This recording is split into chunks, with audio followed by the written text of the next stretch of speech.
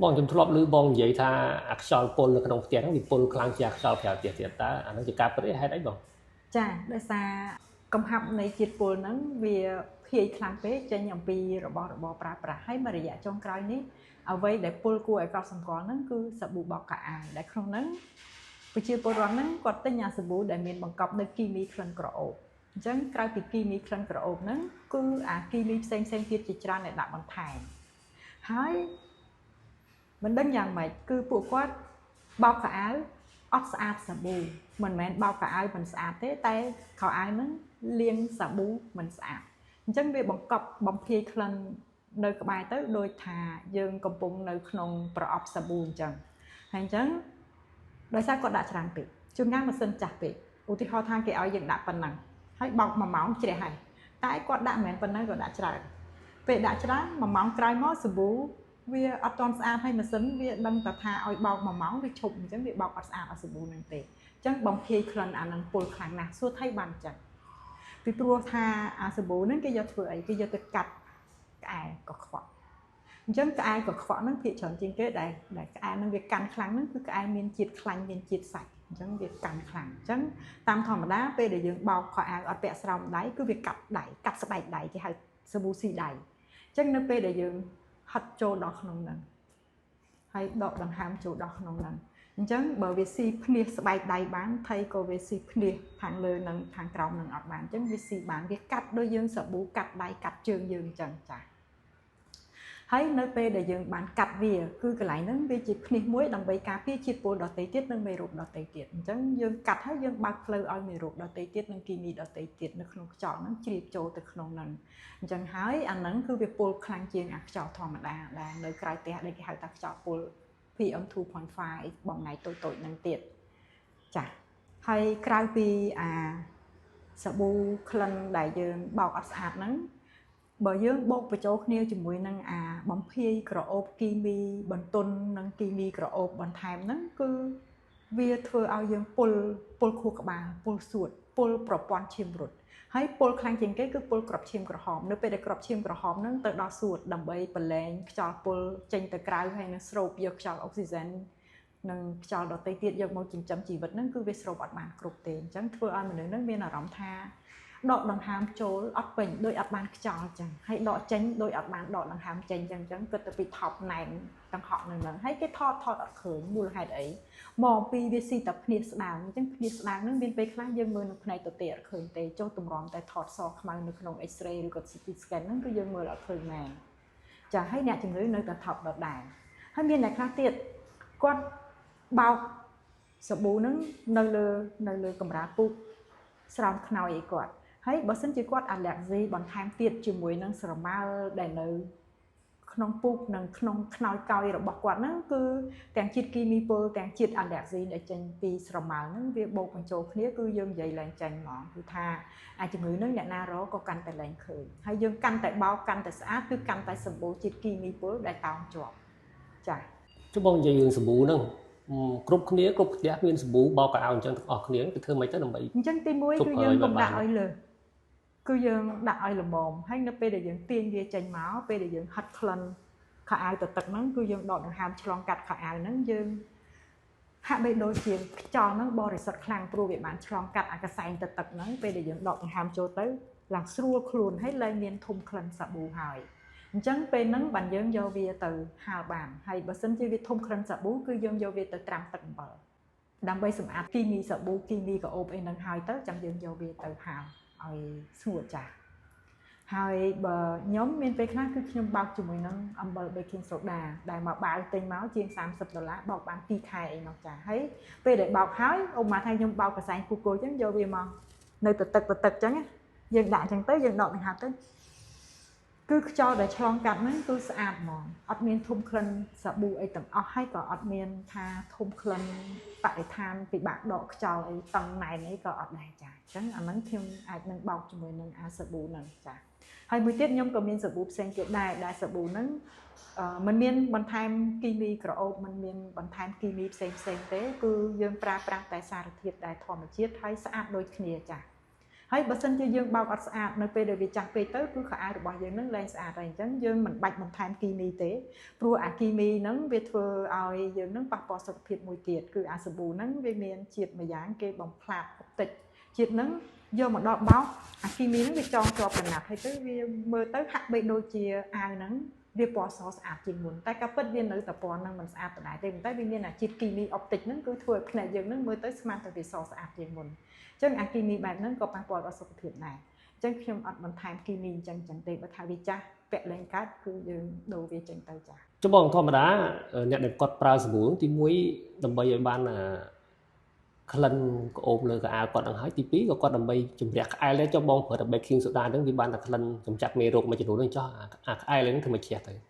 baking soda វាជាអំបិលដែលអាចប្រើប្រាស់ជាសាប៊ូបានអញ្ចឹងវាកាត់ដែរវាកាត់ទាំងក្អែលខ្មៅបើមិនជឿយក baking soda ដាក់លើបាតដៃទឹកហ្នឹងជាលក់ទៅហើយយកវាទៅដុស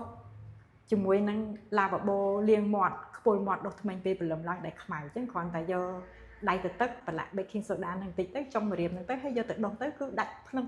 ទៅបាត់អស់លីងហ្មងចាគឺកាត់អាក្អែលខ្មៅហ្នឹងកាត់បានល្អណាស់ហើយវាជា baking soda អញ្ចឹងនៅក្នុងហ្នឹងគឺ sodium bicarbonate គឺជាសារធាតុដែលរាងកាយរបស់យើងហ្នឹងផលិតដើម្បីទប់លំនឹងជាតិអាស៊ីតមិនឲ្យអាស៊ីតពេកនិងមិនឲ្យអាល់កាឡាញពេក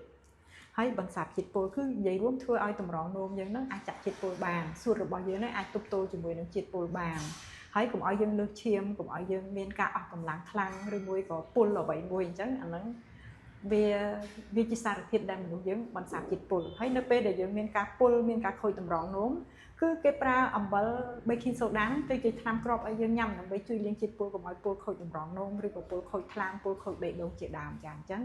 វាជាសារធាតុដែលធម្មជាតិដែលគេលក់មិនបានថ្លៃហើយផ្សាយពាណិជ្ជកម្មវាមិនកើតព្រោះវាគ្មានក្លិនដើម្បីតាក់ទាញចាវាគ្មានក្លិនតែម្ដងចាចុះបងក្រៅពី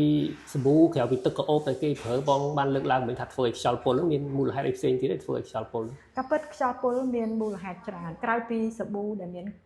បង្កប់នៅក្លិនក្រអូបហ្នឹងវាមានគ្រឿងទឹកអប់ដែលស្រីប្រើប្រុសប្រើហ្នឹងពុលដែរគឺអាហ្នឹងវាពុលដែរជាក្លិនក្រអូបមិនថាវានៅលើលេលាបស្បែកឬក៏លេការពារកម្ដៅថ្ងៃឬមួយក៏នៅក្នុងម្សៅជាដើមហ្នឹងគឺវាជាគីមីក្រអូបអញ្ចឹងវាមិនមែនក្រអូបដូចផ្កាម្លិះដែលក្រអូបតែមួយឆាវទៅបាត់ទេ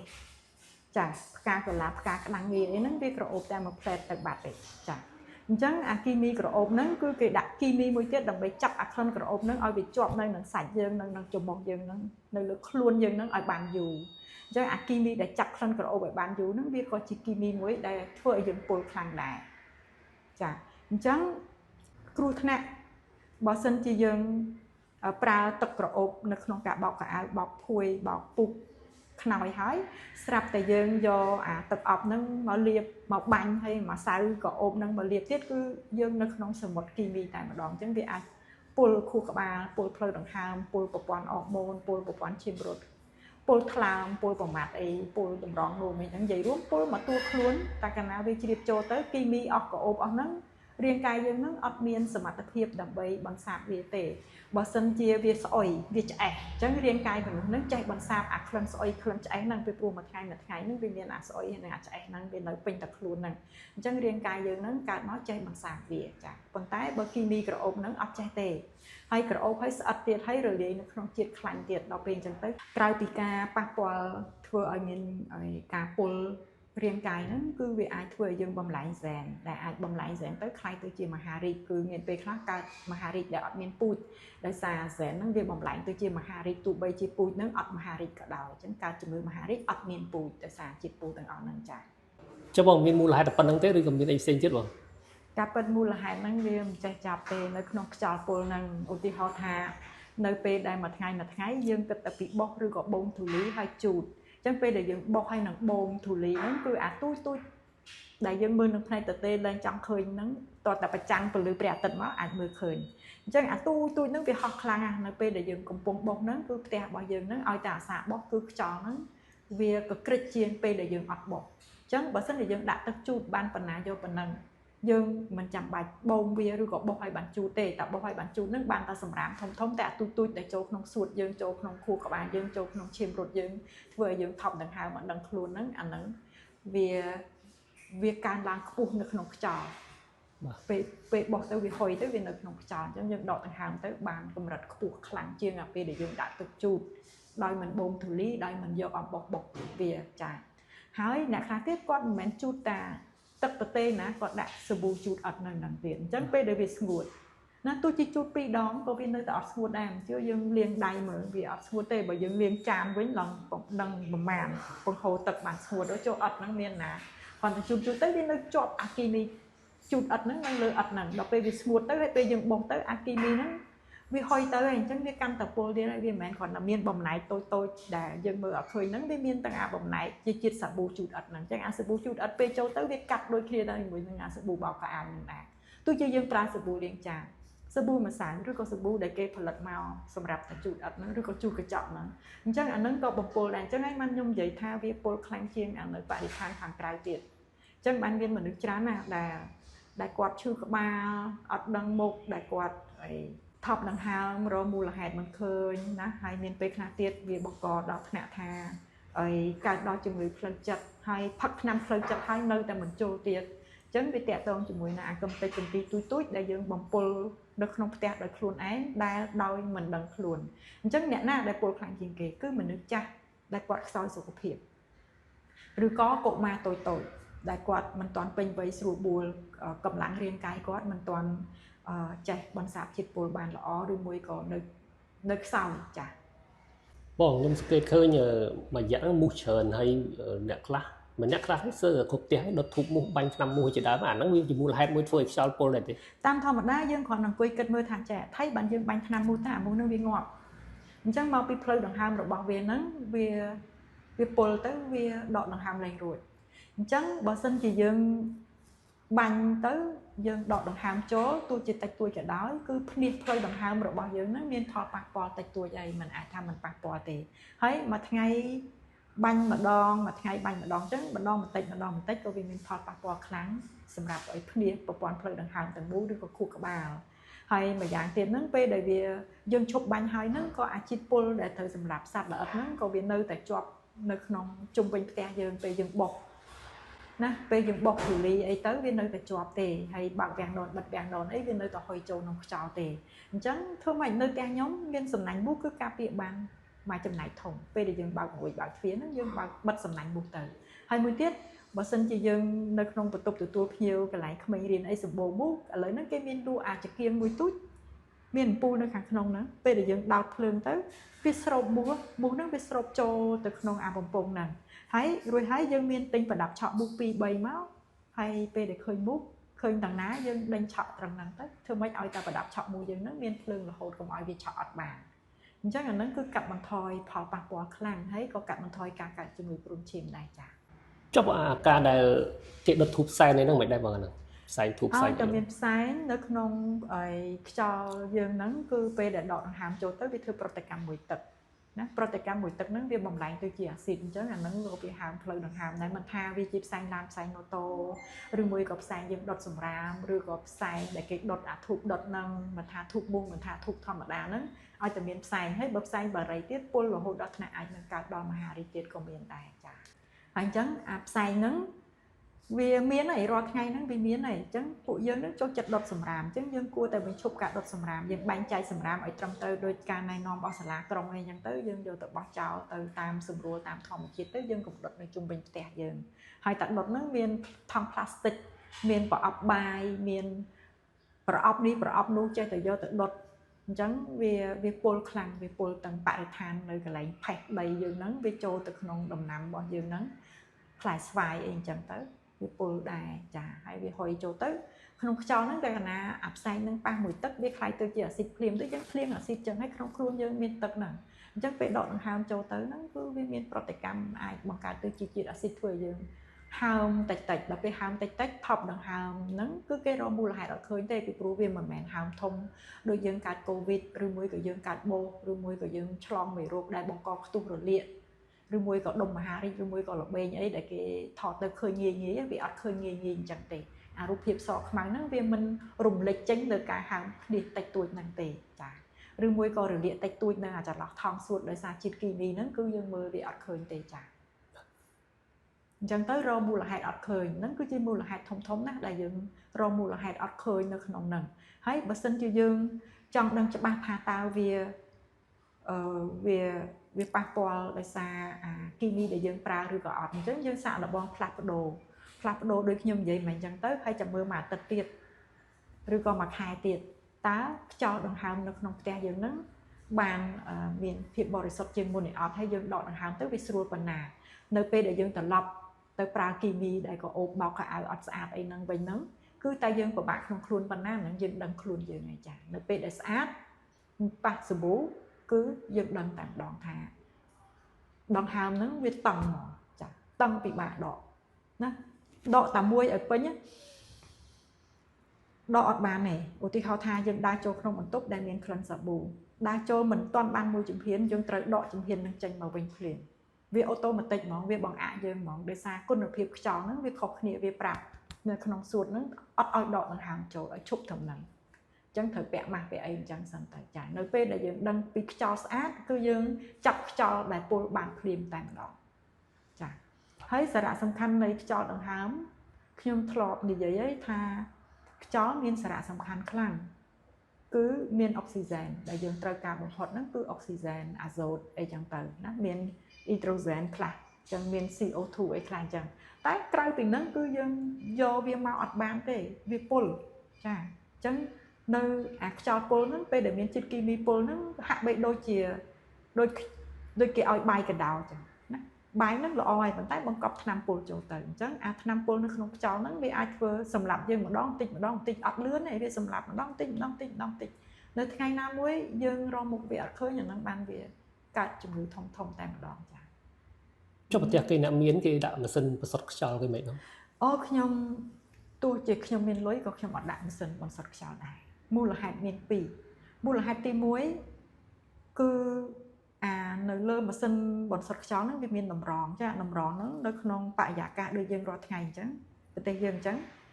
cứ việc đọc sách nơi lơ đầm ròn cho nâng tàn đòn ta rồi dạ về 5 ngày cứ đọc làm bình tàn đòn tôi chưa đầm ròn nó mây cả đó ta 5 ngày cứ việc đọc này chăng dân nơi lơ đầm ròn dân do đầm ròn tới dân chặt cho là vậy để dân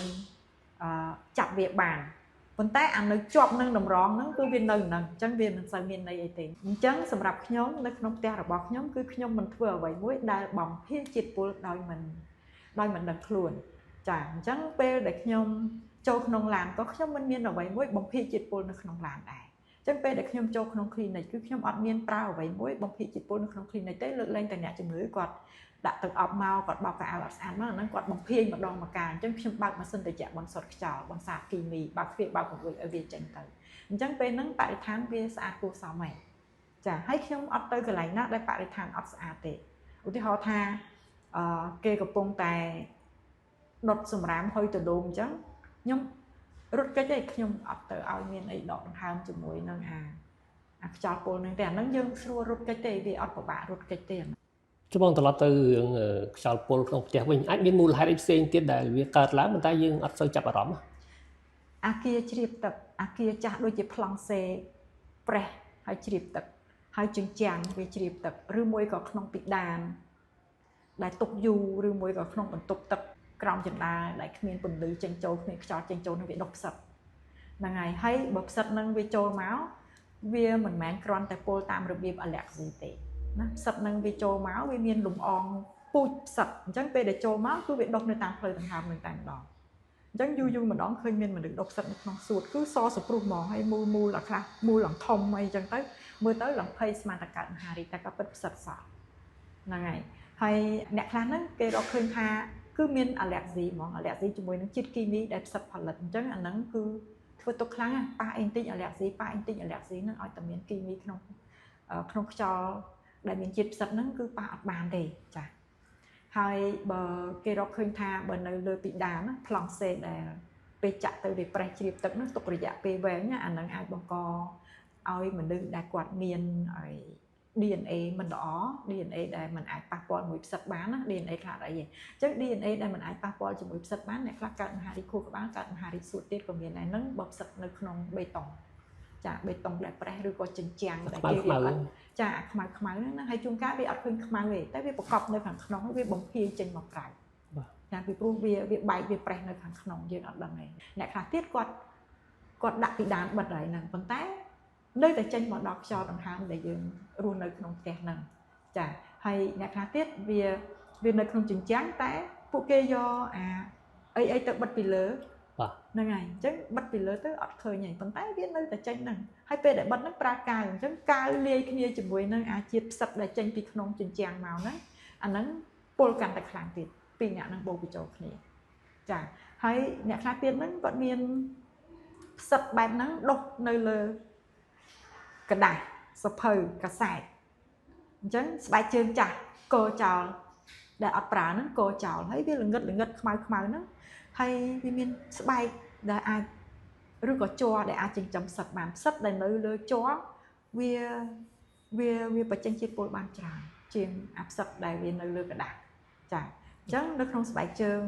មិនថាវាស្បែកសុទ្ធមិនថាវាជ័រវាមានកាវទៀតហើយនៅលើអីទៀតថង់ផ្លាស្ទិកដែលយើងប្រមូលរបស់របរដែលយើងអត់ប្រើទុកចងផ្លាស្ទិកទុកហ្នឹងអានៅលើសបកថង់ហ្នឹងក៏វាដុះផ្សិតដែរអញ្ចឹងមានពេលខ្លះអាផ្សិតហ្នឹង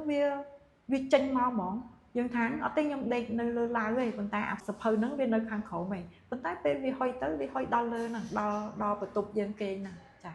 អញ្ចឹងយើងមើលវាអត់ឃើញទេអាពុលខ្លាំងហ្នឹងវាទូចខ្លាំងអញ្ចឹងវាឡើងទៅដល់លើវានៅតែពុលហ្នឹងមានតែប៉ុណ្្នឹងឯងបងឬក៏មានអីទៀតចុងក្រោយគេខ្ញុំសង្កេតឃើញមានមនុស្សខ្លះគាត់អត់យល់អំពីអាល់កុលអញ្ចឹងពួកគាត់តាំងពីសម័យកូវីដមកមានទម្លាប់បាញ់អាល់កុលដែលយកអាល់កុលជូតចាក់ថ្នាំណា97%ហ្នឹងដាក់ក្នុងកំប៉ុងបាញ់ដល់មួយជោគអញ្ចឹងទៅអាកុលហ្នឹងវាហើរលឿនពេលវាហើរលឿនក៏វាចូលក្នុងខ្យល់ដែរអញ្ចឹងពេលដែលយើងដកដង្ហើមចូលទៅគឺ